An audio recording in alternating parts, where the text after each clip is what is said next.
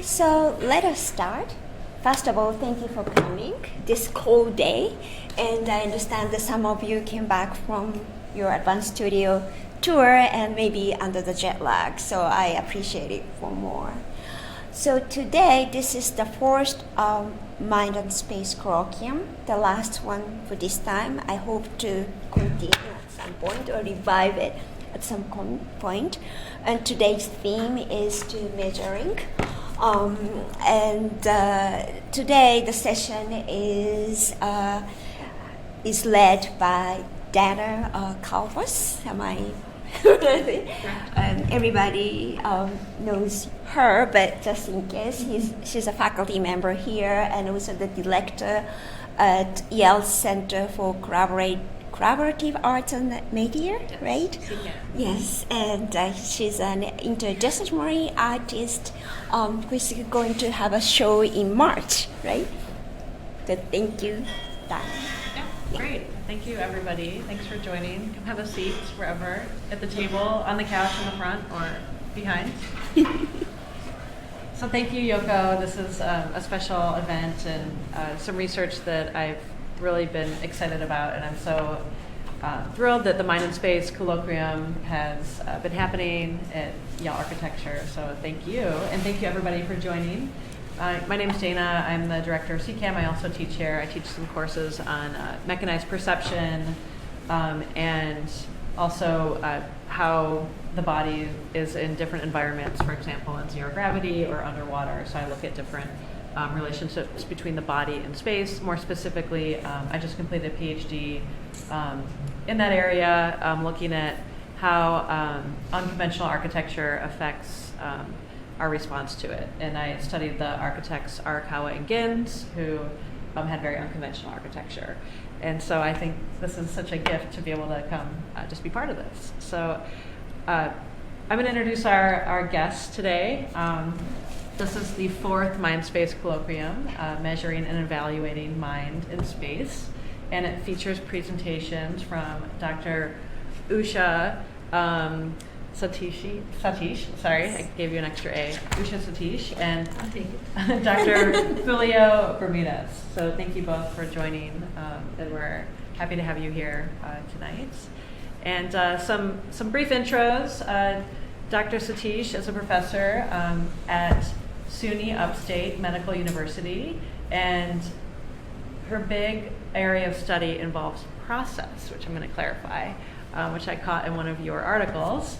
As a researcher, she studies how outside influences affect productivity and decision-making. And as a teacher, she helps healthcare professionals improve their decision-making skills.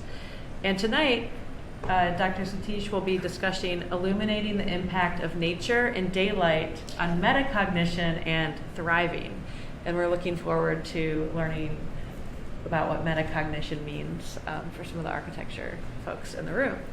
And Dr. Julio Bermudez is the president of the Architecture, Culture, and Spirituality Forum, which I didn't know about until I heard about you, so I'm really excited to maybe attend this someday, and is over 850 members from 65 countries, an organization that he co-founded starting in 2007. And he holds a Master of Architecture and a PhD in Education from the University of Minnesota. And Dr. Bermudez has been teaching architecture, design, and communication and theory for more than 40 years, and he formerly directed the Sacred Space and Cultural Studies graduate concentration at the Catholic University of America School of Architecture and Planning. So welcome both. And just a few more notes. As the director of CCAM, or the Center for Collaborative Arts and Media here at Yale, I really like learning about how people connect, and I wanted to know how Yoko connected with our two guests tonight. And Yoko and Usha met through their advisory roles on the International Well Building Institute, IWBI. If you don't know this place, look it up. It's an initiative focused on making spaces happier, healthier, and more productive. And I was really struck by the Well Building Standard, which is a playbook. And I encourage you all to check it out. And IWBI has this excellent roadmap for creating and certifying spaces that advance health and well-being. So excited to learn more about that. And Yoko and Julio met at the Architecture, Cultural, and Spirituality Forum, and where Julio's president. And it's an international community of scholars and practitioners who explore the intersection of spirituality and the built environment.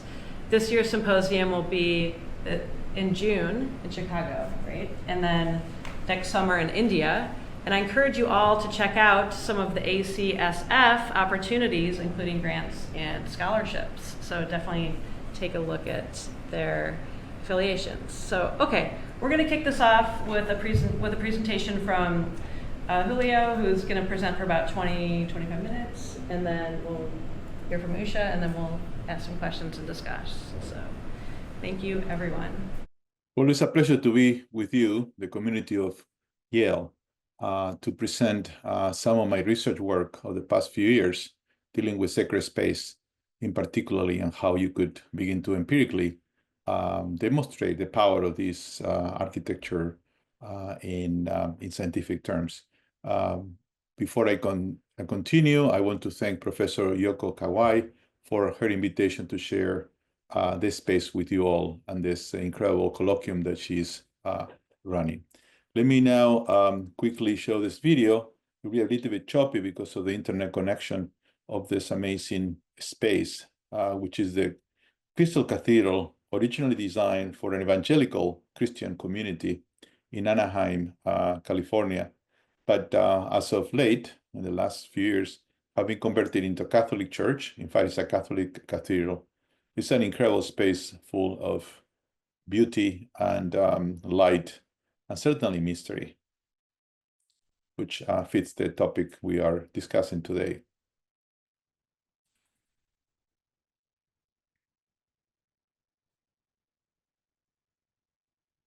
I submit to you that the ultimate job of architecture is to allow us to experience something transcendental, something beyond our ordinary reality, even ourselves, giving us a glimpse, a taste, or an experience of a world of spirit, faith, and eternity.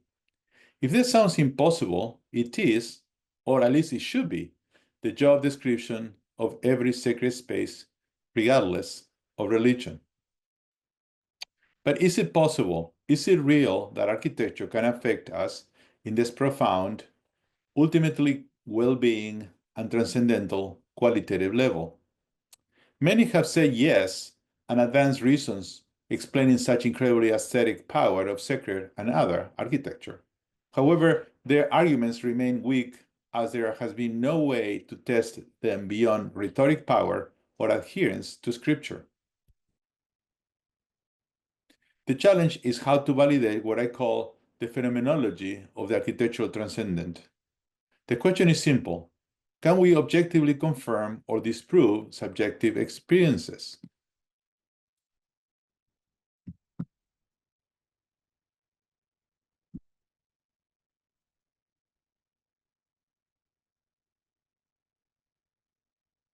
Enter now the incredible revolution in neuroscience over the past 2.5 decades. And here, a big thanks had to go to Chilean neuroscientist Francisco Varela and what he termed neurophenomenology, which is a scientific approach that correlate human experience and neurophysiology, or you could say the first and third person perspective on reality. This theoretical breakthrough has become operational through an array of new technological devices able to record the physiological signature of subjective states, from mobile electroencephalography and eye tracking to biosensors of all types and fMRI to see deep into the brain. Which brings me to the 3 projects I'll show today. It is these technologies that I just referred to within the largest theoretical umbrella of neurophenomenology that made possible the projects, one using fMRI, the other one using mobile EEG, and the last one mobile eye tracking.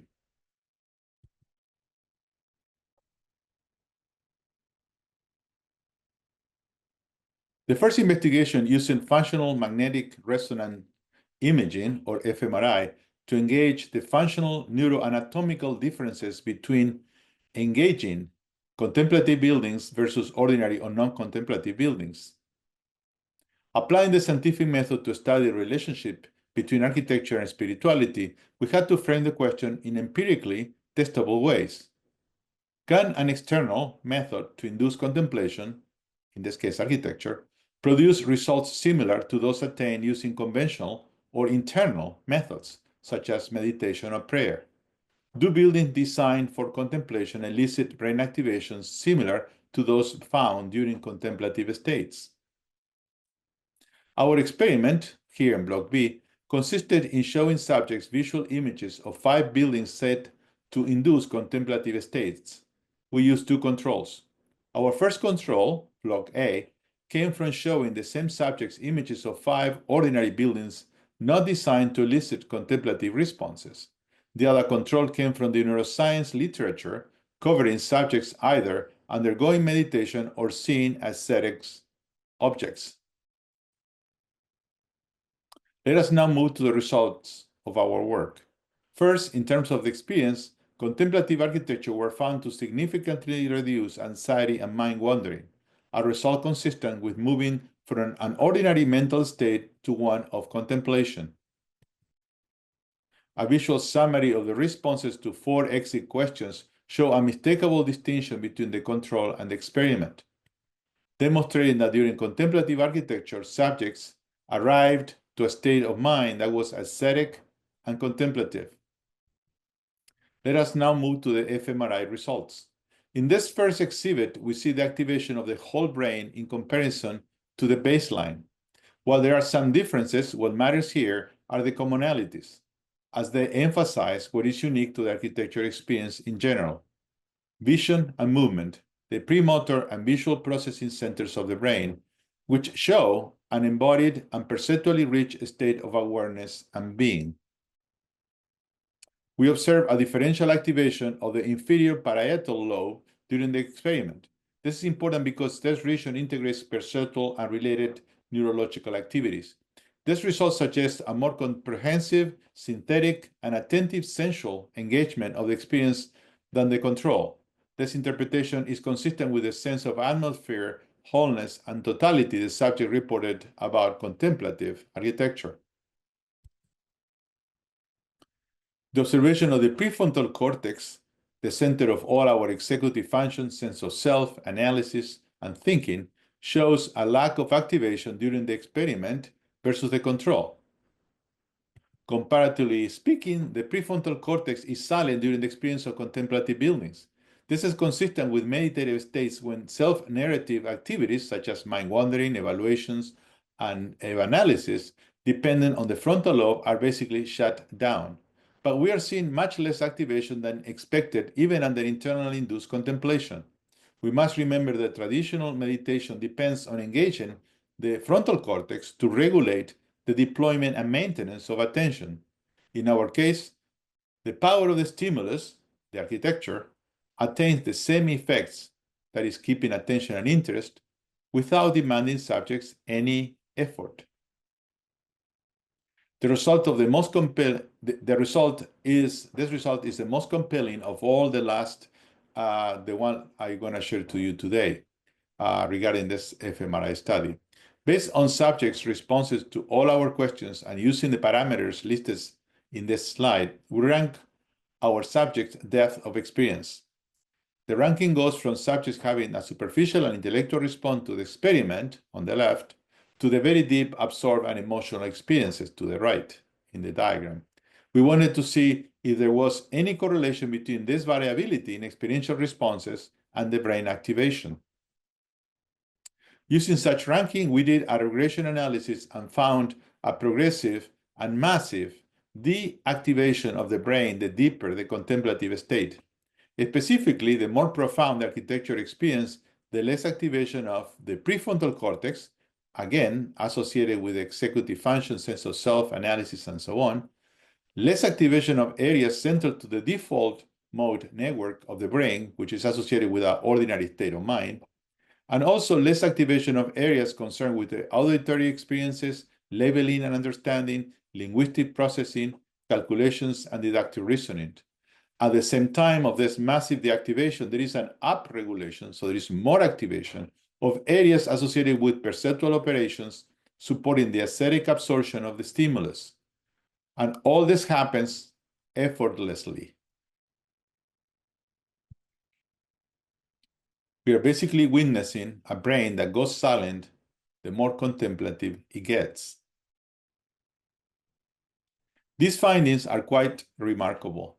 We can attain a contemplative state through architecture without putting any effort. Those of us that have practiced meditation or other types of contemplation understand how big this is.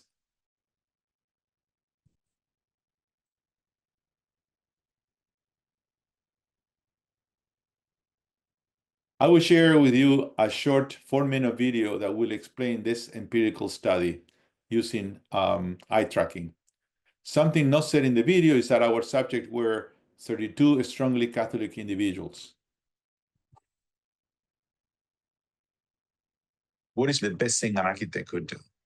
There are many things, but for me, it was to occasion a moment of connection to something transcendental, to something that blows you from this ordinary plane of existence. How can something that is so brute, so gross as physical matter produce the most unbelievable metaphysical experience? How is it possible? Julio Bermudez is a professor of architecture and director of the Sacred Space Cultural Studies program at the Catholic University of America in Washington, D.C. He's studying how sacred architecture communicates meaning through experience, largely on an unconscious level. This project looks at how architecture communicates or facilitates access to spiritual information and spiritual reality using a cognitive approach. We are picking 2 buildings for the study. One is a secular building, the Union Station, which is a train station, the largest in Washington, D.C. It's a beautiful classical building that receives thousands of people every day. And the second is a sacred condition, which is the one we are really interested in, which is the Basilica of the Immaculate Conception. It's a large Neo-Byzantine structure. In fact, it's the largest Catholic church in the United States. Study participants are fitted with eye tracking glasses and other biometric monitors, then led through the buildings and asked a series of questions. This is a mobile eye tracking. It captures in real time, but also recorded where people are looking at. So the lasers look at the pupils and then inscribe on the video screen the location of where people are looking at. What people think they're looking at is not necessarily what they're looking at. The unconscious or the precognitive processing of information is happening at a level that we are not aware. We developed 5 stops. The first stop, about 100 yards from the building. Second stop is in front of the entry, which is a critical moment in architecture where you go from a condition of being outdoors to indoors. Then after you enter the building, that's the number 3. Stop 4, you are at the center, the most important part of the building, exploring the building, and then you leave the building, and stop 5 is just when you are outside. For the Basilica, the moment you enter the building, or even before you enter, you are received by a particular kind of architecture that demanding attention, that is filled with messages encoded in the building, like sculptures, inscriptions. It's a very large place in which you feel like a little ant, right? This is Domus Dei, it's the house of God. So when you enter that, you open the door, a magic transmutation happens. Sounds a little bit too much, but for the believer, you are in the house of God. So this place is as close as heaven as you will ever have on this plane of existence. Now, if you compare that to the Union Station, which is completely the opposite, okay, it still is very large, it still is very beautiful, but all of that had to do with the humanistic dimension of us. The hypothesis is that anything that is environmental about the building, like the envelope of the building, the height of the building, the speciality of the building, the materials, all that is absorbed at an unconscious level. But without that, of course, nothing else can happen, right? My interest has been to foster, invite, provoke this state of grace, if you wish. The question then comes to how you do that. And that's why the connection with empirical means and scientific study. We only fall in love with what we find beautiful, and what we find beautiful, we want to know. You fall in love with beauty, you are one with beauty, you are transformed. And it's not so much about knowledge, but it's about being. So to me, that's the one I'm interested in particular. And it's one that hasn't been really explored very much.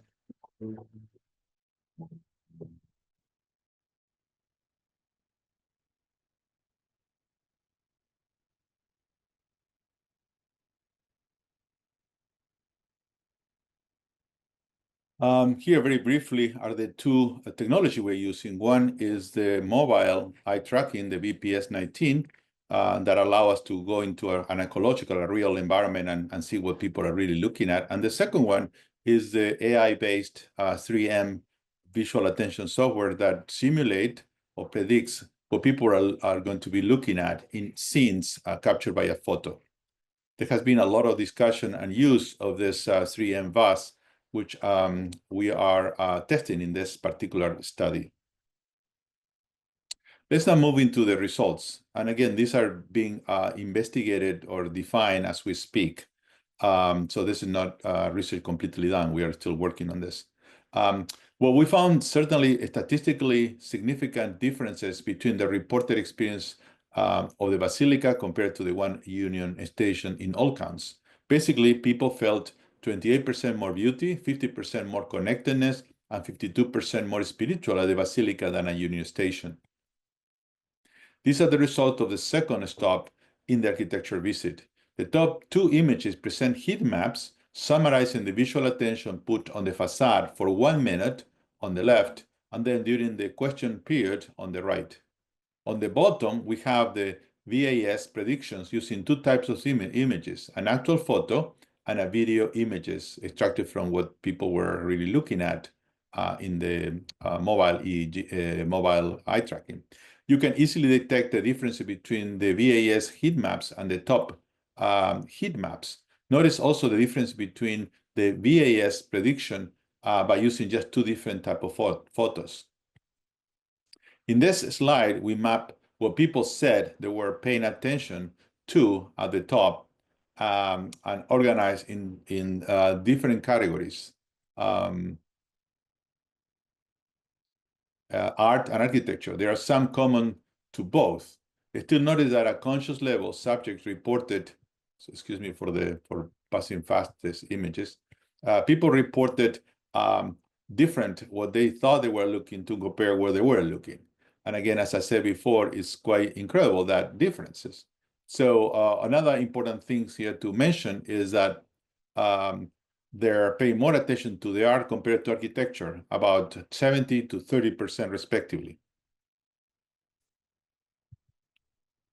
Lastly, and quickly, here we see the sequence that the gazing and visual fixation of the subject follows while looking at the facade on the left. You can compare it to what the VAS software predict. Again, notice the differences between the two VAS predictions. One last thing is that whereas the stair steps appear second in relevance in terms of what people really look at, they were hardly mentioned by the subject at the conscious level. This is to quickly give you a sense of the same type of analysis done inside the church in a stop far, which is in front of the altar, which is probably the most important moment for a Catholic. Once again, we find the differences. Notice how the attention is more focused when people are asked to respond to the questions than otherwise. The top right versus the top left. Now, these are some initial interpretation of what we have found. Conscious attentions are first.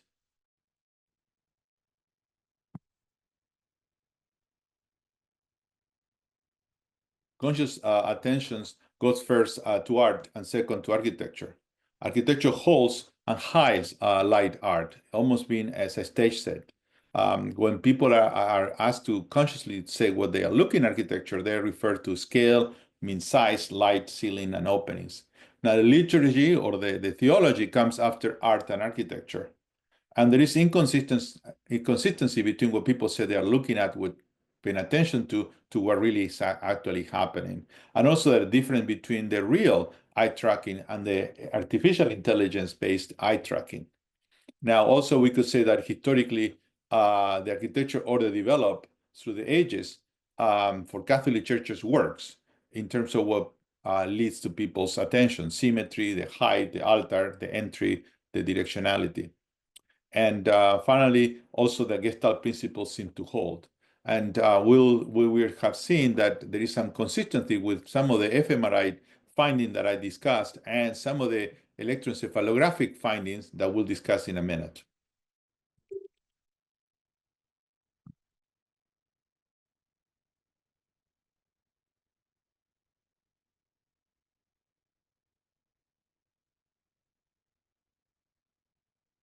Referring back to the overall study plan, here we see the two studies that we used. We just show the project 2 there, the eye tracking physiological data study.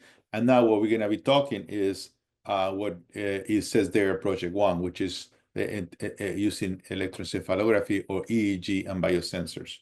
And here next is another video, which I'll quickly speak over it. And you see here the subject wearing what is this device in their head, which is the mobile EEG. It's called Cognionic Quick 20 because it had 20 sensors attached to the scalp that are continuously measuring 200 times a second the electric activity of the brain. And it's very light, it's not invasive, although it looked like quite something. Is really easy, and it had to be, of course, adjusted. In addition to that, we use a wristband, Empatica, that you see there, that collects biometric information from the body, namely, heart rate variability, blood volume, blood pressure, electrical activity of the skin, which is associated with emotion, speed of movement, and so on and so forth. Let's now move to the result. We saw significant differences between the experiences at the Basilica versus Union Station, very much like we saw before with the other study. At the Basilica, the subject reported 44% less anxiety, 33% less everyday thinking, and felt 40% more beauty, 53% more connectedness, and 65% more spiritual. As I said, results are consistent with the one obtained through the eye tracking study. We did 3 types of analysis of the EEG data. We used machine learning or artificial intelligence, looking only at the 5-stop data. And then we also did microstate and frequency analysis of the data collected through the whole path.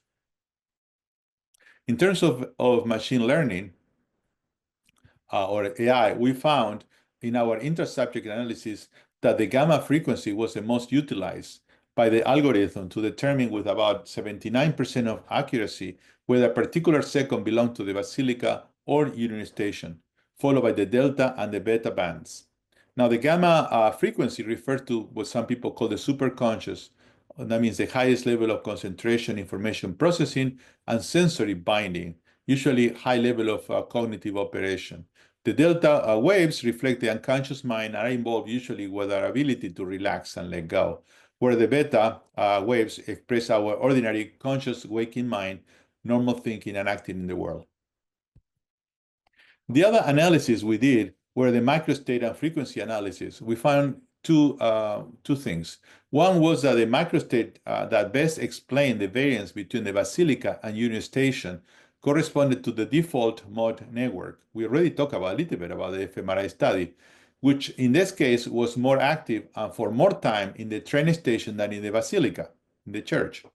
This network is in operation, the default mode network, when we are daydreaming and not paying attention. The other finding was the parietal cortex was much more active at the church than at the train station, which again is consistent with our fMRI study. We can offer the following interpretation of these results. One, the Basilica induced a higher state of attention, the gamma band, something consistent with Catholics being presented with an environment filled with much religion information, both symbolically, that is artwork and sign, and architecturally, space, form, light, and so on. Two, that such a higher level of attention at the Basilica is consistent with a shorter duration and lesser deployment of the default mode network. Three, that the reduced everyday thinking and anxiety and the greater sense of connectivity, beauty, and spiritual reality elicited by the church define a more reflective, less distracted, and peaceful psychological state, something subject reported in the exit questionnaire. And finally, 4, the increased activation of the parietal cortex at the basilica suggests a stronger perceptual integration in the sacred space, which is consistent with aesthetic arousal, higher outward attention, that is to architecture and art, and less activation of the default mode network, and a higher activation of the gamma frequency. In terms of biometric results, we found that a substantial change in body response when people enter and are inside the basilica, consistent with this neurophenomenological finding that you could read there. A slower movement inside, lower blood pressure inside the basilica, higher heart rate inside, suggesting some level of excitement and engagement, and temperature change from the inside to the outside, or the outside to the inside. Our work was conducted by a very interdisciplinary team of 16 members. You see them there, involved people not just from architecture like myself, but also from cognitive psychology, neurology, neuroscience, theology, computer science, artificial intelligence. And for a lot more information on these projects and what is going on right now, I invite you all to visit our website.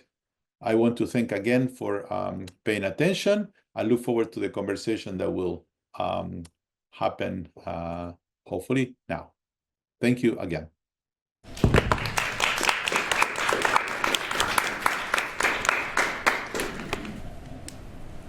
You won't go to sleep.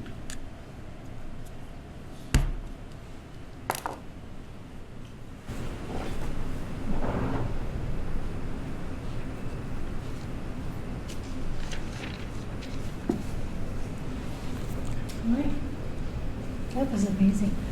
Thank you. So I'm going to talk a little bit about daylight and its impact on metacognition and thriving. You will find that there's a common thread between the talk you just heard and what I'm going to be speaking about. I'm going to start with asking all of us to reflect just a little bit on a couple things here. One is things that are aspects of our thinking and decision making that are really critical to our day-to-day life. Some of the things that we talk about are a sense of purpose when we wake up in the morning, right? That's really important to all of us. It could be any purpose in our personal or professional sphere, but that sense of purpose followed by a sense of connectedness and communication, right? So I think of these three as really important, and all these three things are critical to metacognition. So anything we can do to enhance these three elements of our decision making and day-to-day lives, we're going to have a sense of better thriving and well-being. So I'm going to start with this quote from a very famous architect. "We are born of life. The seasons are felt through light. We only know the world as it is evoked by light." I would like to add to this that when we think about light, most of us naturally gravitate towards the concept of light in terms of visual, in terms of just the visual aspects of light. You open up blinds, the room gets brighter.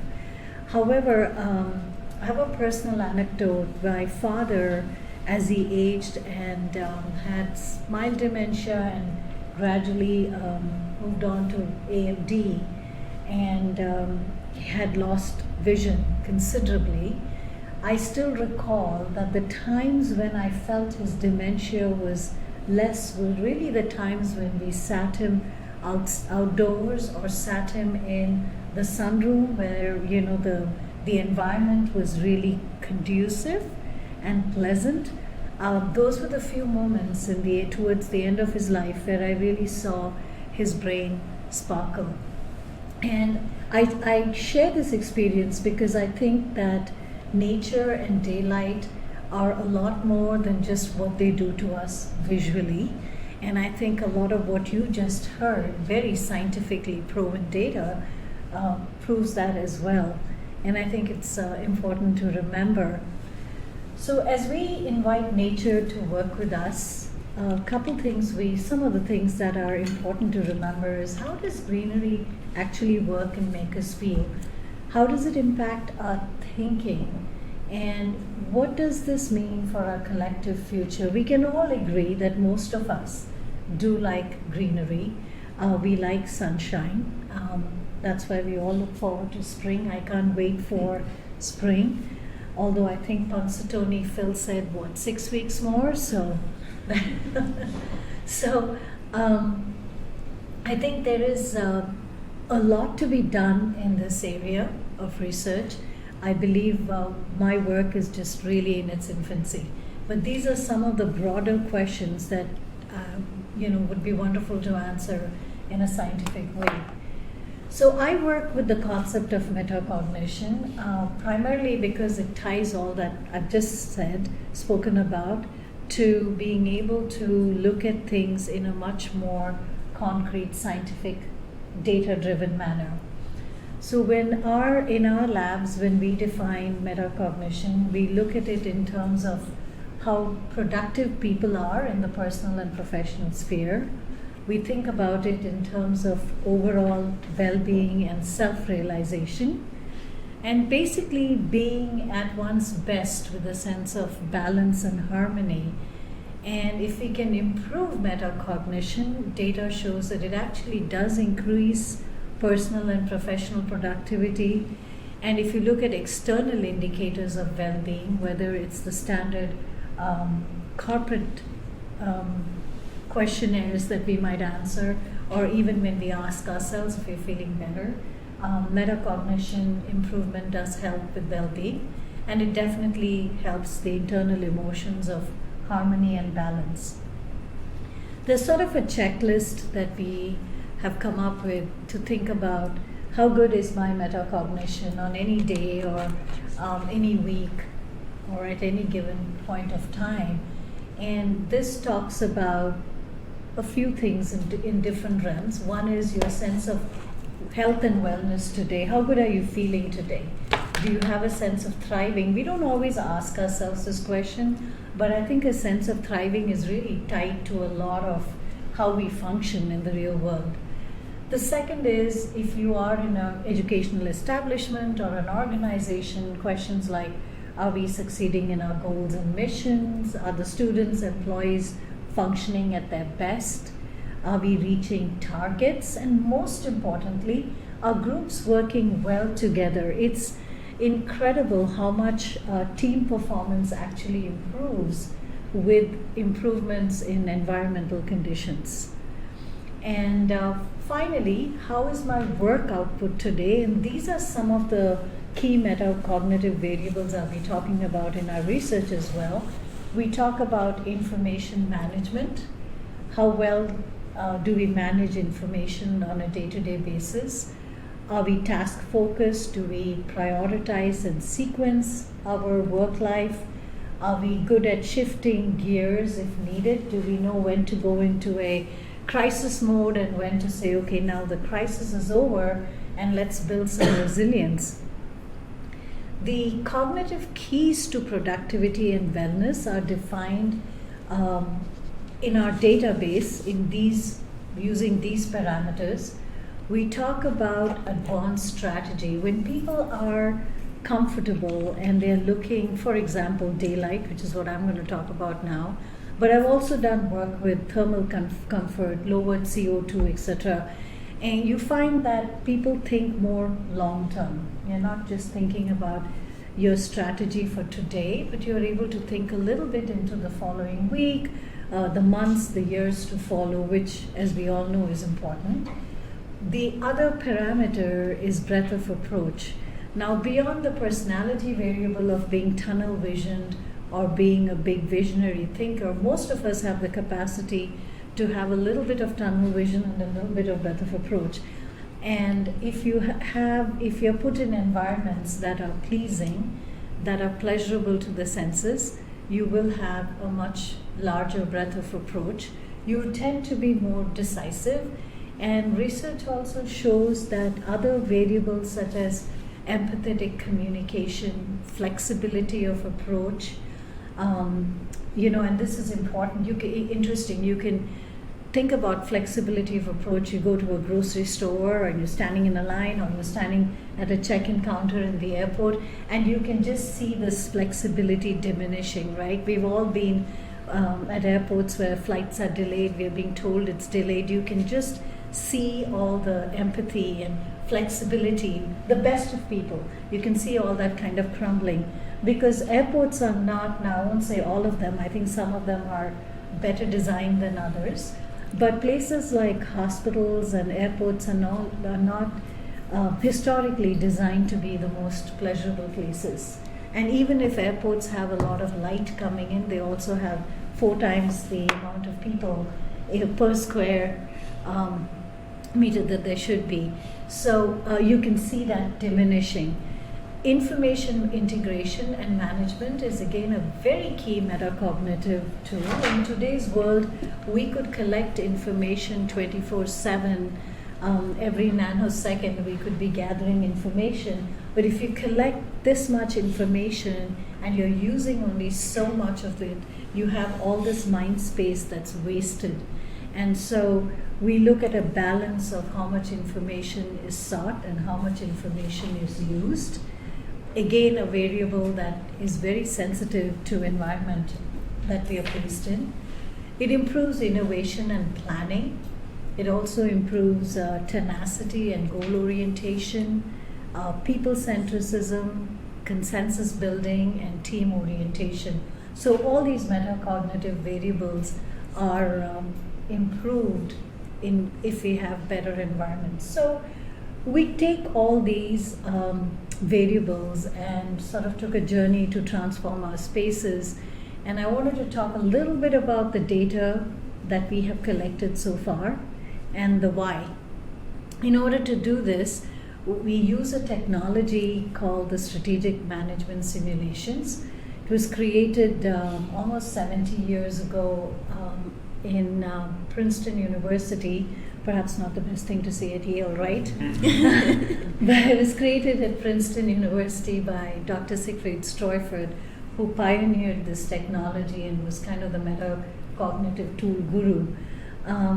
So it's been utilized and studied, lots of papers, and it's actually very well used. My personal area of interest is working in education.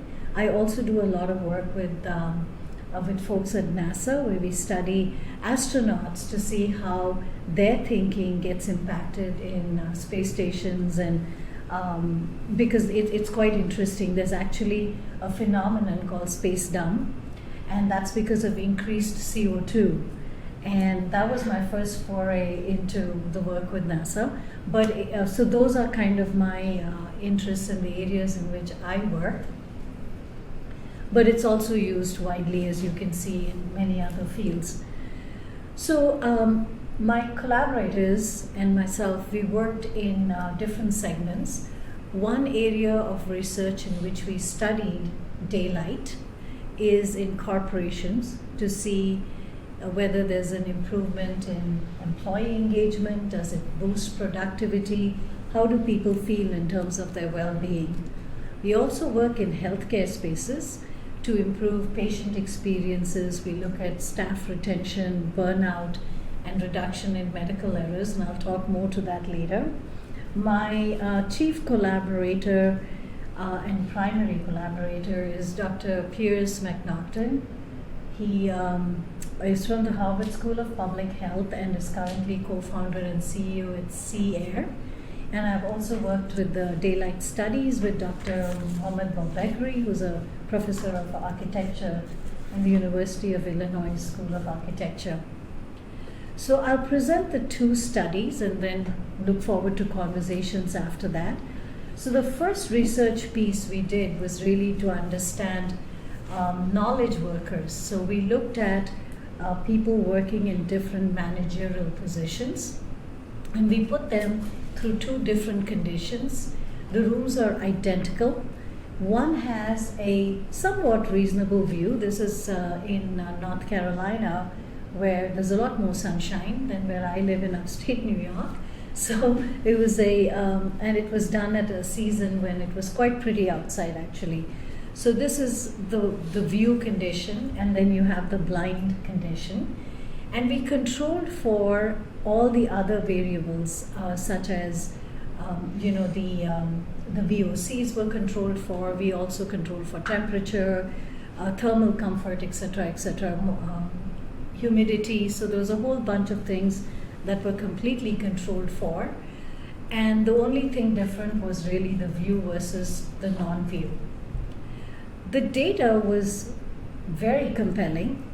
What we found is that the participants scored about 42% higher on the strategic management simulation methodology in the view condition as compared to the blinds condition. So what is implication for this in our day-to-day life? These are scientific terms, basic activity, applied activity, etc., that define this metacognitive tool. But in the real world, what that would mean is that you would be, your work output in your professional space would have been better. You are better able to work in teams. You're better able to integrate information. You're better able to communicate. So there's a whole lot of professional traits, so to say, that are improved. In addition, your own sense of well-being and thriving would also be higher with these with something as simple as just working without blinds. We looked at this data. Interestingly, we also looked at this in terms of whether it made a difference. We did this across a week, so Monday through Friday. And we found another interesting phenomenon, which is that people who are placed in the view condition, in the daylight condition, whether they started with blinds first or view condition first, regardless of that, they did better as they went from Monday through Friday. So this is interesting because you can actually have a long-term impact on people by improving the lighting conditions, because you can see that they're gradually doing better. The converse is a little scary because people who worked in the dingy, dark rooms, they are actually doing worse and worse and worse. We stopped the study in a week. I don't know whether it would have plateaued out if we had continued or what may have happened, but that trend was a little disturbing.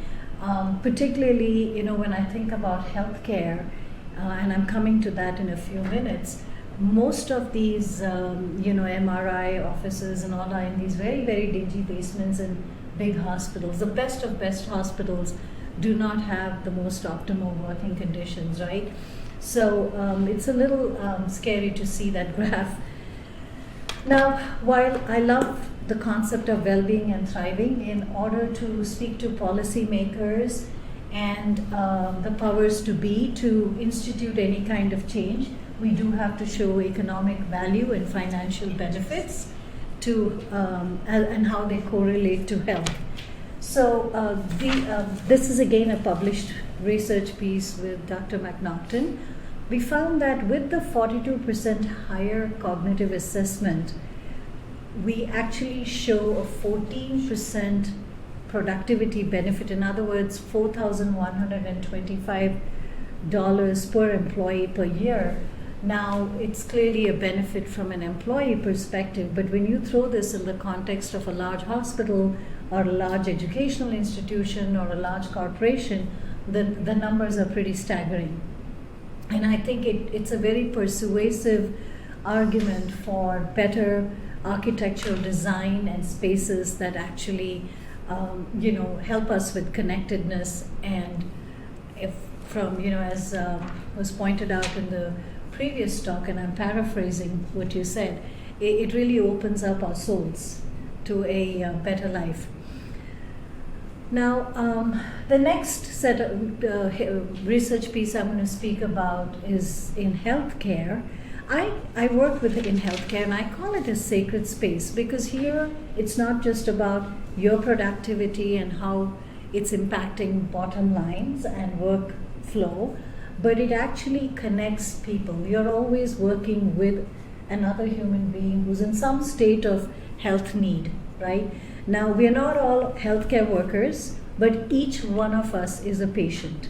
We have relatives who are patients, and we've all visited hospitals at some point in our lives, and it's always an experience with a degree of stress, right? Because when you're taking someone who's sick or you're sick yourself, you're already in a compromised situation mentally. So I do think healthcare is a very sacred space, and healthcare professionals need all the tools they can get to perform at their best. Now, broadly speaking, healthcare productivity is viewed in many, many ways, but I've kind of summarized it here. One is, of course, patient care optimization. The second is resource variables and allocation. And the third is the logistics for ideal patient outcomes. So the first is how good is your patient care? What's your experience? Resource variables, we've just gone through COVID a few years back. We know how important that becomes, right? Lack of PPEs or lack of human resources, whatever it might be, and how hospitals delegate those responsibilities, delegate those variables become very critical in the wheel of healthcare. And then, of course, the logistics. And frequently, failure of logistics can cause a lot of problems for patients downstream. So, keeping this in mind, this was a very small pilot study that we did at SUNY Healthcare. What we did is we put people in the same room across 2 days, and you can see while it isn't exactly a view of a beach, it's still a lot of daylight and it's pleasant. And then we had the blinds. We took a group of healthcare professionals, so it wasn't all physicians. We had healthcare techs, nurses, students. It was a group that was representative of what you would see in a team in a hospital. And we used the same simulation system that I spoke about, but this is a version called MedThinker, where the concepts in the methodology are all hospital-based, patient-based, looking at patient outcomes. And we found that there was, in daylight conditions, 68% more positive outcomes and 79% fewer negative outcomes. Now, when we talk about productivity and positive outcomes, we are actually talking about several factors. We are talking about how well the patient was cared for. Was the patient triaged well, not just in terms of their care and medication, but also in terms of next steps, how good was the follow-up? More importantly is the negative outcomes. Every physician will tell you, or every healthcare professional will tell you, we want positive outcomes, but what you really don't want to go home with is a negative outcome, right? Because a neutral outcome is better than a negative outcome. Negative outcomes are interesting. They show up in terms of not just poor patient results, but it could be extra costs where it was not needed, right? You may have called in for more labs than were required. And that leads me to that next box there of information processing. As I mentioned in the beginning when I was speaking about information management, when we look at information seeking and usage, you don't want a massive gap. What happens, and we've seen this in other studies with other groups of people as well, when people tend to become very tired, or as a dark room would induce, it always induces fatigue. That's also been studied. And when you are in that state, you become much more capable of repetitive behavior. So we find that there are a lot of labs ordered when it wasn't necessary. Patients may be put through needless investigations when it wasn't necessary, or they may be they may be triaged wrong. And all this can become very complicated, especially a busy ER day, where ERs again are not the happiest places. These things can be really very critical in patient outcomes. We also look at variables like communication, And this is not just communicating with the patient, but the patient's family, your communication with the physician team, and including your communication, it could be the healthcare administration, it could be in any which way. Communication in a hospital takes place in many, many ways. At any given point, any healthcare worker will have had to or will be communicating with at least 6 or 7 other team players. And every communication from one to the other needs to go seamlessly. And we found that when you provide the optimal amount of daylight, there is an improvement in all those variables.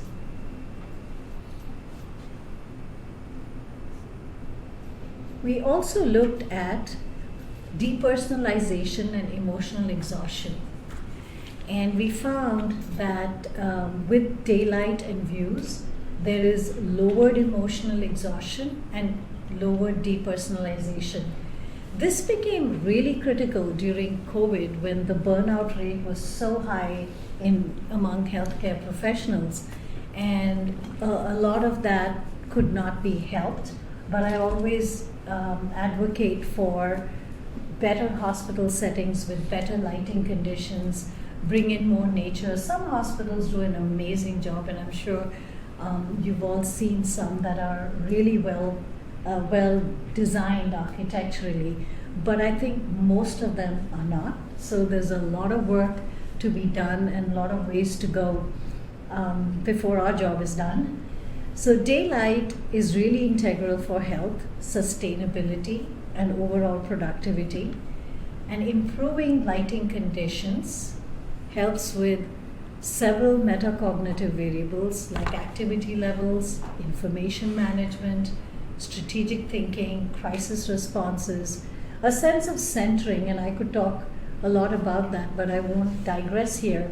But that sense of centering and a sense of sublimity that comes with just being in a workspace that's optimal for you is really important, because it does improve how we feel and how we work. I wanted to briefly touch upon something that's really important in our changing world, and that's AI. It's everywhere. It's here. We know that we're going to live with AI for time to come, and there are lots of pros and cons, and I'm sure we can debate that. But it's really important to understand how AI agents perform in comparison to human intelligence. How do we best utilize, partner, and engage with AI in ways that we need to nurture uniquely human intelligence? I think these are not questions that I have answers to, but I pose it as sort of the next frontier in the work we do in architecture, this marriage, so to say, between human intelligence that thrives well in natural conditions and AI. What's the future going to look like? Things like collaboration, teamwork, etc. So you can see here, this is research from Egon Zender, and these are our measures from our simulation. You can see the human consistency and how AI struggles with some of it, right? So it's important to see how they function. I think it's really important for architectural design going forward. So I wanted to leave you with that thought and one last quotation from Ian Foster, which I really love. What is the good of your stars and trees, your sunrise and the wind, if they do not enter into our daily lives? So this is something I think about a lot, and I look forward to a lot more research to maybe answer some of these questions and help the stars, trees, sunrise, and wind enter our daily lives. Thank you.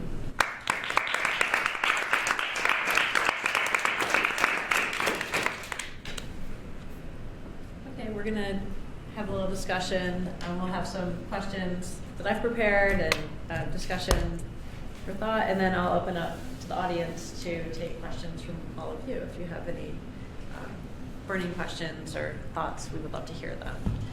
So I'm really taken by this idea of the spiritual self. I think we mentioned this briefly in our talk, and I think it's a super interesting overlap of the research that you're both doing. And I'm wondering about this meeting point between the architecture and the spiritual self. And if you could speak to that, maybe Julio first and Usha, and how the spiritual self can be a bridge to architecture, or architecture bridge to spiritual self in the work you're doing. The spiritual self is always there. You're asleep, right? You're not metacognitive about it. So the question, I think, is how you bring it in. How can you bring her in? How can bring Julio into this gift, the soul? And I think architecture could awaken us. So various means. A light is one. Scale is another one. There are different ways in which you could do that.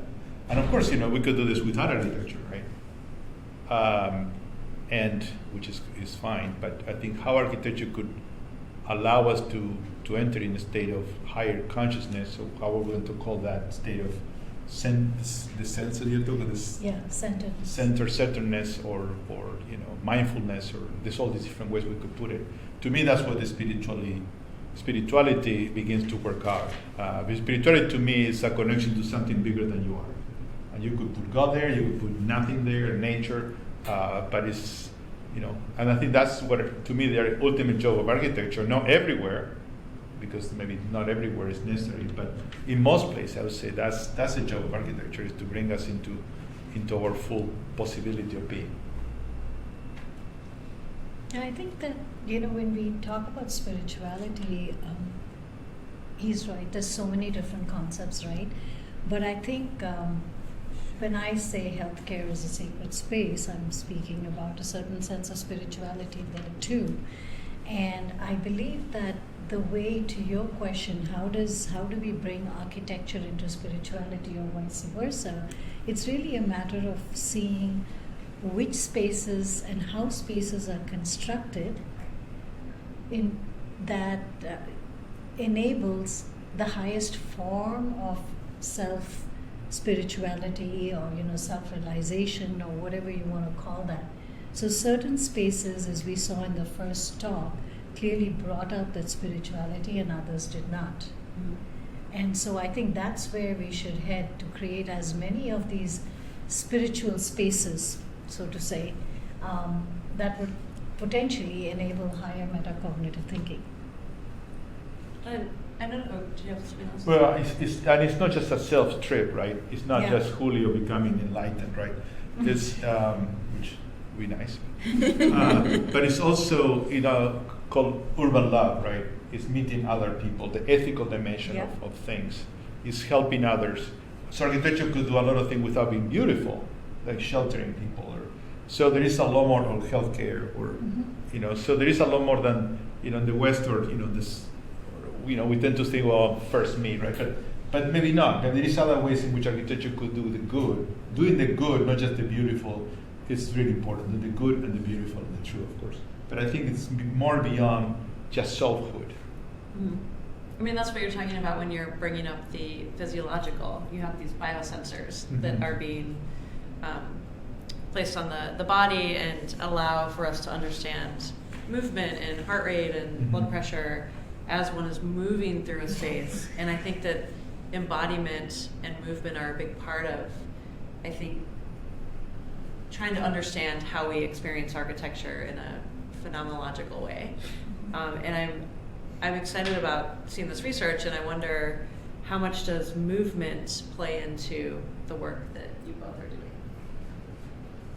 Well, I mean, fMRI, when you look at the baseline, which was people looking at a blank wall, and whether you're doing ordinary architecture or just contemplative architecture, what you saw is that what characterized the experience of dwelling, if you go to Heidegger and all the philosophy of is it's an embodiment of phenomenology. It's Merleau-Pontinian, if you go to philosophy.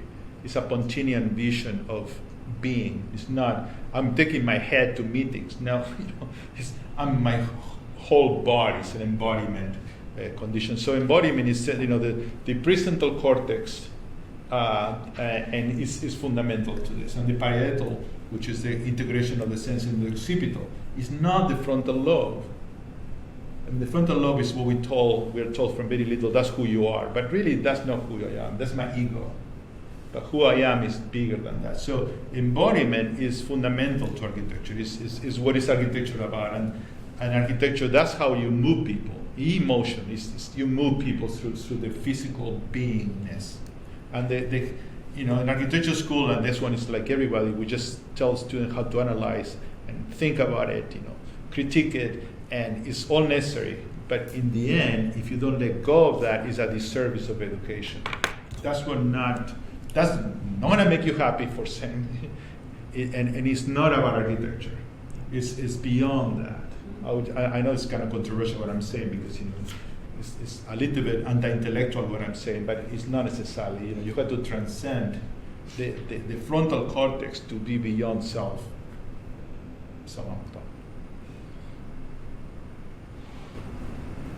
Do you want to respond? No, I think it's very well said. It's the transcendental experience of the prefrontal cortex, right? It's a sense of consciousness. I'm forgetting the name of the book, but I think it was a Descartes' error that was written by a neuroscientist several years ago. And that really did, blanking out on the name of the... Yeah, I'm trying to remember it. Yeah, but that really does address exactly this. Damasio, exactly, Damasio. yeah. The famous neuropsychologist. And it was really, and that's exactly what he's talking about. I think we weren't talking about architecture at that point, but I think now that's become much more fundamental, your spaces and how that helps you with the sense of self. And when I say sense of self, I mean the human self, as in all the human beings in a particular group. And for the designers in the room, I think they're probably curious, like how can they utilize this in their practice? Or how does this become a new way of maybe approaching a design project? Because there's usually the users that the designer's thinking about in the space, there's the client that has ideas, and the architects. So how does that dynamic, how do you see this shifting that dynamic?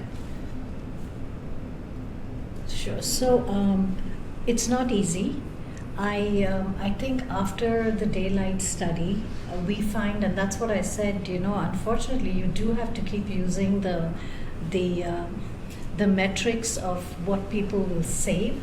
We did a huge building in upstate New York where we brought this research to the table, and it is a lot of negotiation to show that, hey, you do save this kind of money, or these are the data points and this is the improvement you're going to see.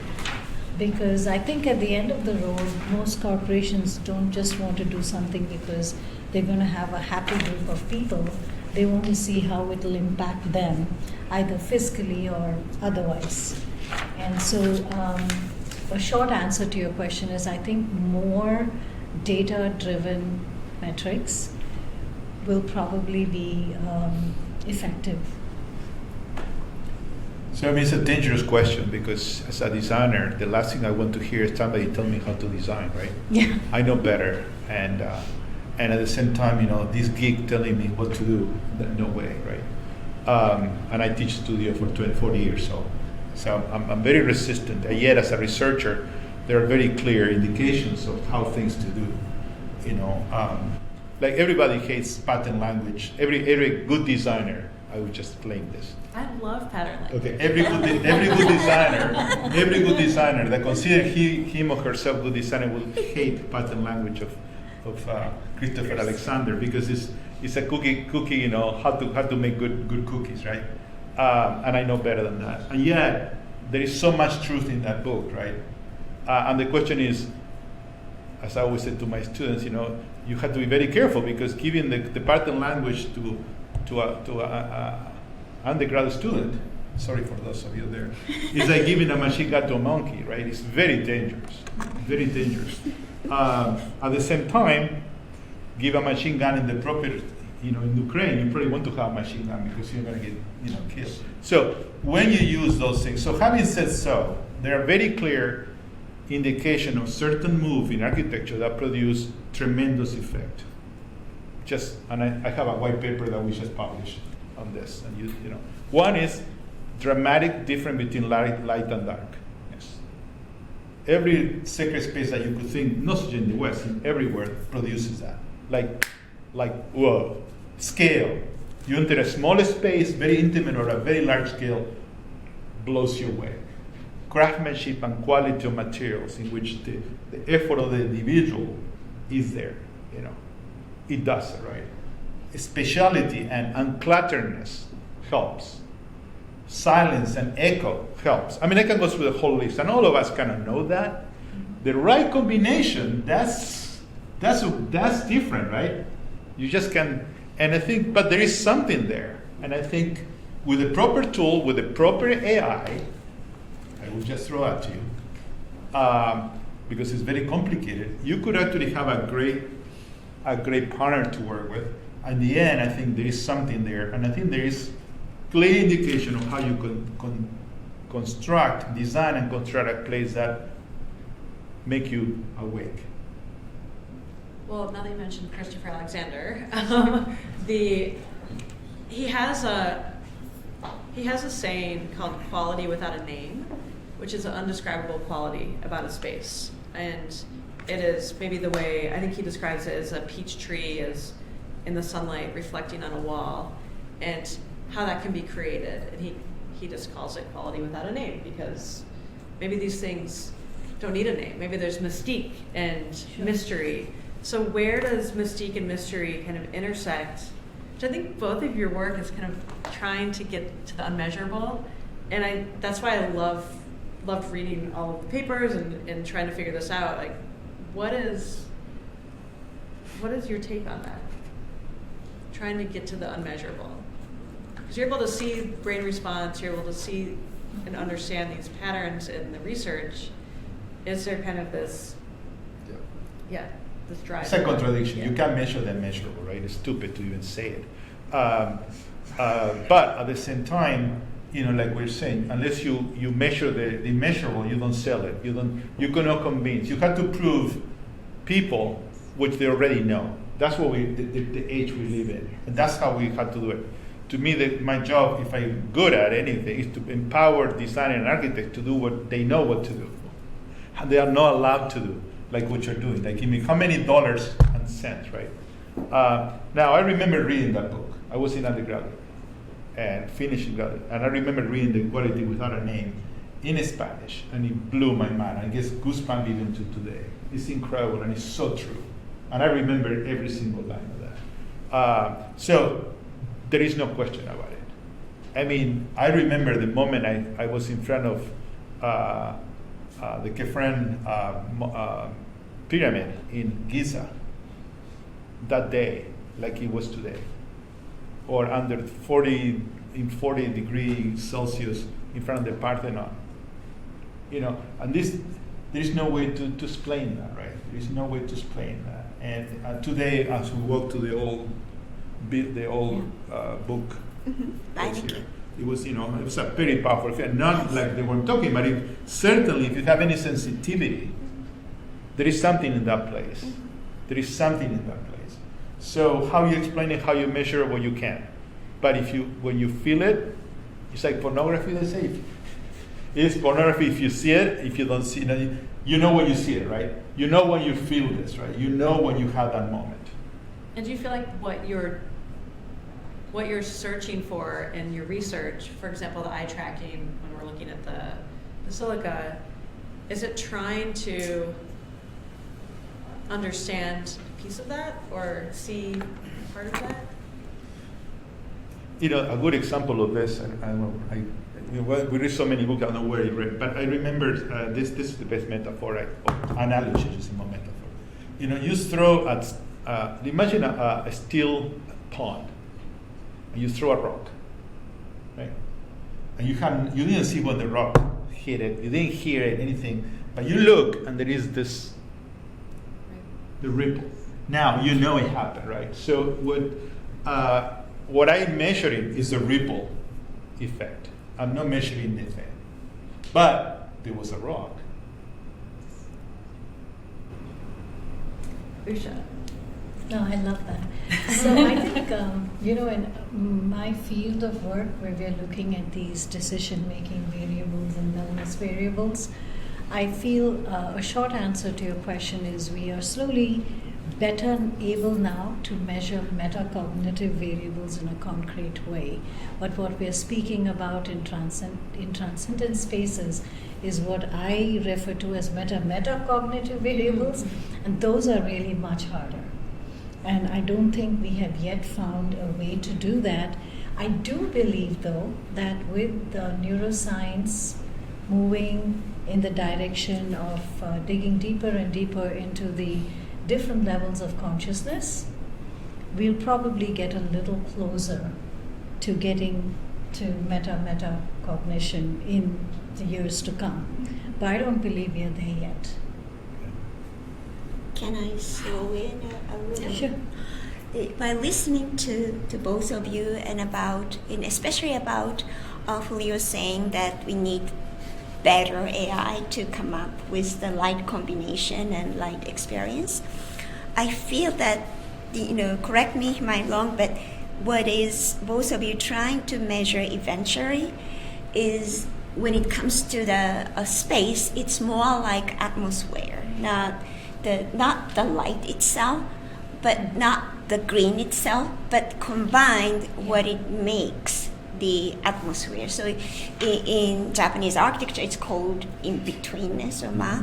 And in the same way, I guess this part is my question is that the Usha mentioned a couple of times about the sense of communication and how it improves with the space, the better space. That kind of suggests, the original question of Dana, the spiritual self is we need to measure, and we probably want to measure like spiritual selves instead of spiritual self. So that's my, I guess, just a coin or two coins for that discussion. I completely agree. I think it's a gestalt. Mm-hmm. It isn't just one facet. Mm-hmm. We for the sake of science and in order to get to sort of the bottom of data, right? To get to the bottom of data, we do split it, but it is a gestalt. Mm-hmm. And it's not just the light or just the nature, but some combination in some form of some percentage, and who knows what that is. Mm-hmm. It's so disappointing that our societies, our cultures, and all of us are so engaged in materialism and consumerism. When the Greeks built the Parthenon, they devoted the resources, and just the Parthenon, not Athena, the statue within, which apparently was more expensive than the Parthenon. Mm-hmm. They devoted what it cost the whole fleet of Greece. Instead of building a fleet, which actually could have stopped the Persians, the Persian was going to invade them, right? Instead of doing that, they built the Parthenon. And for that reason, the Persians invaded them. You saw the 400 movie and all that, right? Mm-hmm. But they devoted all the resources to the Parthenon. To this day, even after being bombed and destroyed, if you go there and you don't feel anything, you're dead, right? You're not a human being. Now, imagine if you spent the 5th fleet of the United States in a building. And we have several fleets. Will we do that? No way. Yeah. We spend no money. We spend money in a lot of other things, but not in what matters. Mm-hmm. Can you imagine if you build something like the ancients did, which still to this day, majority of the work, the best work is still ancient. And you could go, and that's why, I'm a sucker for this. I take a plane and go to these places because you had to go there, these places. And you enter these places and you are catapulted to the immeasurable. I mean, can you imagine that? I mean, wouldn't you take a plane like now? If you're guaranteed that, What are you living for? Go to take a plane, go to La Jolla, California, and walk into that courtyard of Louis Kahn, and you feel it, right? Why we cannot do that? And that's what we are talking about, right? Something that somehow, in a Christian sense, can save me from myself. I mean, architecture can do that. Great art can do that, right? But yet, the Greek did it, the Egyptians did it, the Gothic cathedrals were their moonshots. What they did with the Chartres Cathedral is a moonshot. There was a whole middle of basically of France building together. It was impossible when they built it. I mean, you can go to every old culture and you see that. Why not us? What is the problem with us, the Western world? You know? Don't we eliminate it through I think it's a sense of transformative experiences like the ones you're speaking about have to also be part of a cultural understanding, a cultural ethos. And I think that's another aspect, other than the financial aspect, that could get us to that same, so to that kind of playing field. I'm more optimistic, I guess. I think well, I mean, I think that's what we do the work. I'm hopeful. That's what we do the work, right? I mean, for instance, the evangelicals, I don't want to offend anybody. We Catholics understand that architecture matters, right? Evangelicals, except for, the Crystal Cathedral, in general, they don't want to put any money in architecture because it's the word is where the salvation is. But I'm working with a colleague that is evangelical, a Baptist, and there is a big conversation in evangelism about bringing attention to architecture because they begin to realize that attracts, is evangelization. That's start with the word, but with architecture too. So there is good possibilities that I think we architects and I think the students here and the practitioners, I don't want to sound negative.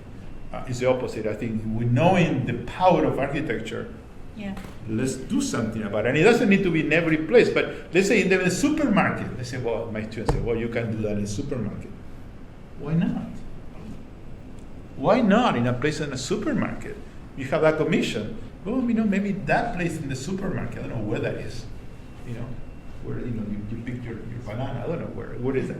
Making fun, but not really. That's not how you lift up and sound. What are the opportunities of assisting our fellow human being, which actually assisted myself, to liberate, to save, to feel the immeasurable. That's the task of architecture. Johannes Palasma said the task of architecture is to bring us to full awareness and spiritual being. That's Johannes said it, Johannes Palasma. I also just want to add that there is a lot of research that shows that the younger generations are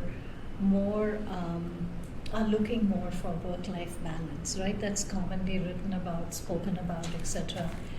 And I think in that lies that nugget of hope about what we are speaking about. Because if people are looking for a balance, if people are looking for some kind of harmony, right, which is what work-life balance is about, they are more likely to be willing to what, to your earlier comment, perhaps spend in such transformative experiences than the older generation was.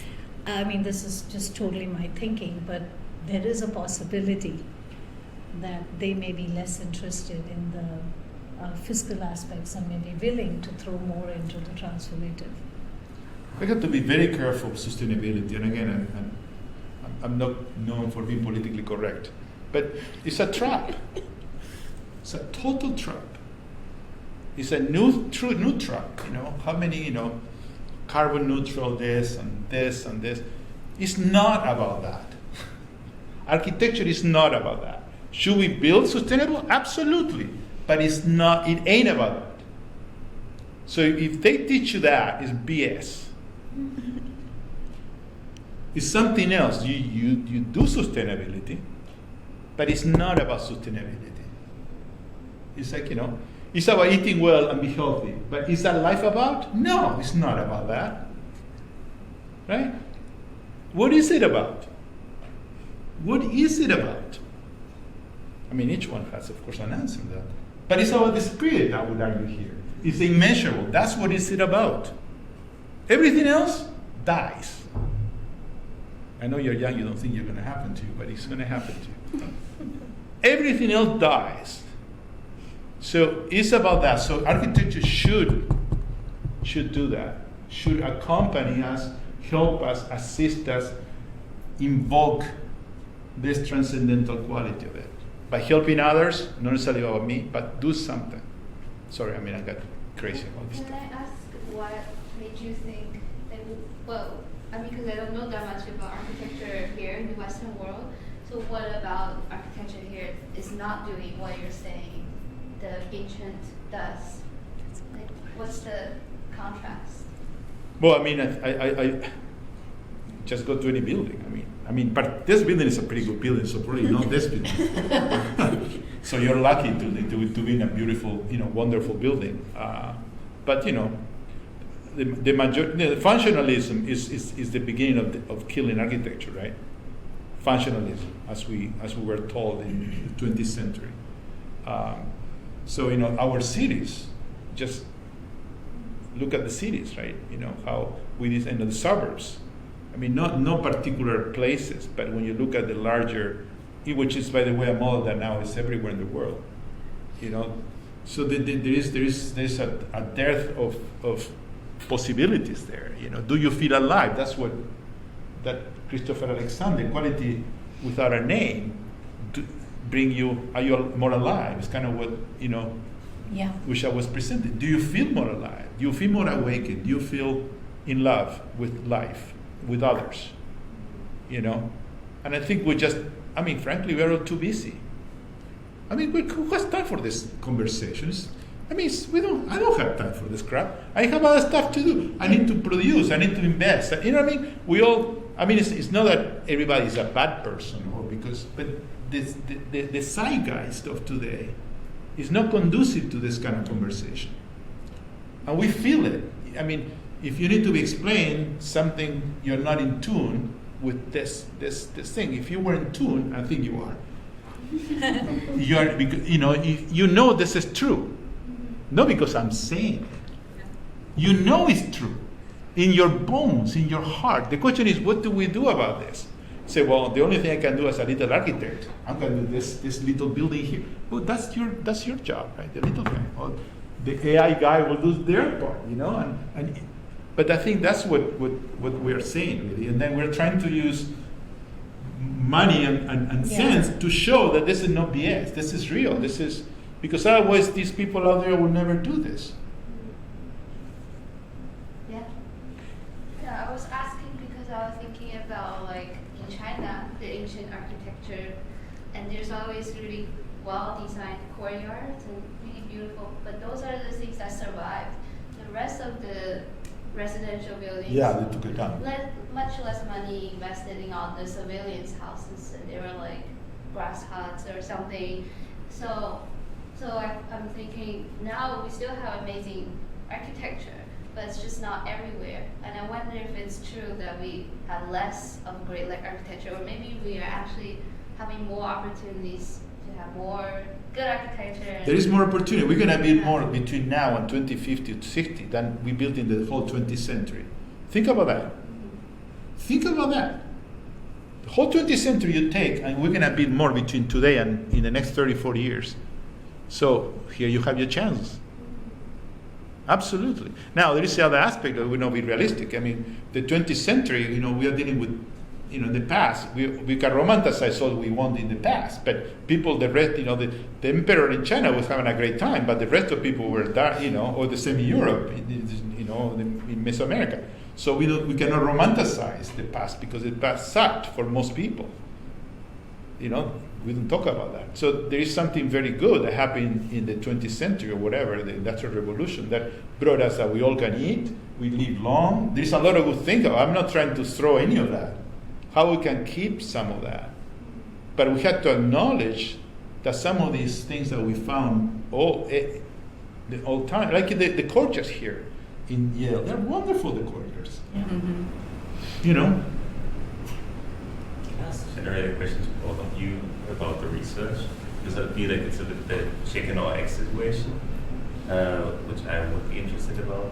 Do we react certain ways that you then can with your tools measure because we were trained our whole life to react to certain ways? Like, would be a cave person who never saw light would react to light the same way that we do, and the same with beauty. Because I remember how I saw the Last Supper with my father, and I grew up in Germany, he didn't. I was stunned, and I guess you would have measured it. My father literally turned away and looked at the fresco on the side. So what came first? No, that is actually a really interesting question. So there is obviously this, there is clearly, we've been tuned and trained, for example, with daylight, to possibly react in a particular way when we see, when we are in better environments. So whether it's nature or nurture, that's kind of your question. That's hard to tell. However, from a research perspective, we condition people in different environments first. So we do it both ways. So that's like a cross design, just to make sure that people who have been in the daylight first and then seen the blindness condition also do it in the converse. So to that extent we can control, but if we, the predetermination of what we like is harder to tell because that's already encoded. And that's kind of a trick with with a lot of research that, do babies, are they scared of dark naturally, or is it because we teach them to be scared of dark, right? Do they smile and laugh because we teach it to them, or is that something natural, right? So that's a very tough question to answer. But I'm sure we are all born with some level of appreciation which might be genetically coded in us. So even if you are used to the cave, you come to the light, you'll probably do better. I mean, one of the challenges these days is that everything is relative. Yeah. Let's get out of here because everything is relative. And what are you going to say then? Well, if everything relative is a relative,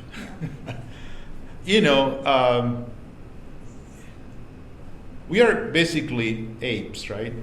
We're bipeds, our eye at a certain level. We have been evolved through millions of years. To deny the fact that Homo sapiens see the world in a particular way is stupid. It's not reasonable. Now, every culture, of course, molds that. But I would say that there is a good book, it's the beginning. You could take it, the origin of architectural beauty is called Gilbert Brown, something like that, and talks about that. Through millennia, we certain things work for humans. That's why we are here, right? Otherwise, we'd not be here. So certain conditions affect us. So I would again, just to be politically incorrect, that some things just don't work. And when I would say, probabilistically speaking, 90% of the time something will not work. Now, the 10% will work will not disprove the 90%. So statistically speaking, you will say that certain conditions will tend to work more than other ones. And yes, a particular culture will use that to prove it some other way. But in general, and there is a book, I can't remember now, there is 250 cross-cultural consistencies. Because we always talk about inconsistency, right? Oh, we are different, we are all different. And what is your different? Because you have the identity this and identity that. And again, I'm a liberal for the record. Don't sound like one, but there is a commonality. I didn't speak this language when I came to this world, and you didn't, and we are communicating. So how is it possible? Derrida, before dying, you know who Derrida was? Super guy that everything could be deconstructed. Everything is relative. You cannot trust anything. The ultimate, proved that there is no ground. Before dying, he acknowledged that the fact that we can translate between languages show there is a commonality, right? Now, it may just be between humans. My dog may not understand anything, although I doubt it. Some understands. So I think there is some ground. And I know it's politically incorrect to say there is a ground because we're relativistic, and then we can see these days how we're moving backwards to claim that is a ground, there is only one kind of ground, politically. We'd say more than that. I think there is relativism, and there is rationalism, and there is another level that show you that there is a ground, but it's not that ground.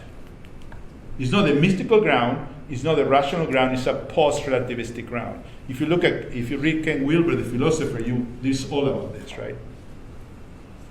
It talks about the possibility of each age transcend the previous one and includes it.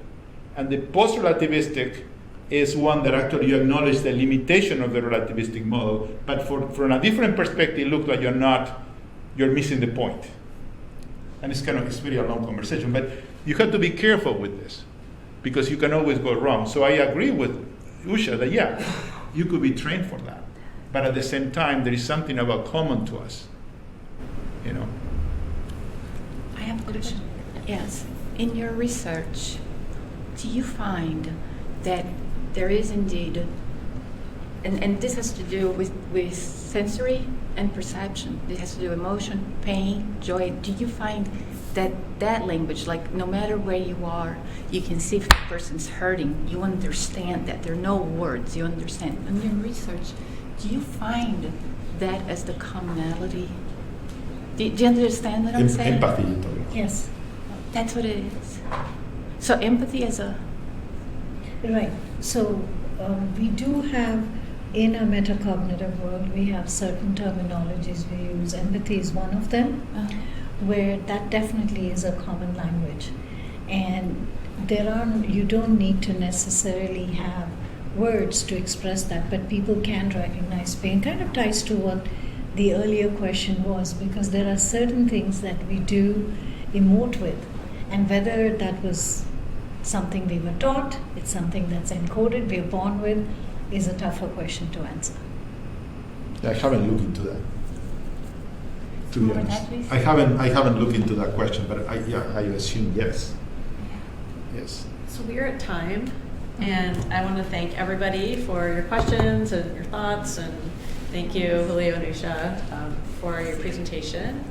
And I think that we should share maybe how to contact the two of them. Yeah. Sure. Yeah. And the conversation can continue. Thank you, everybody. Thank you for coming. Thank you.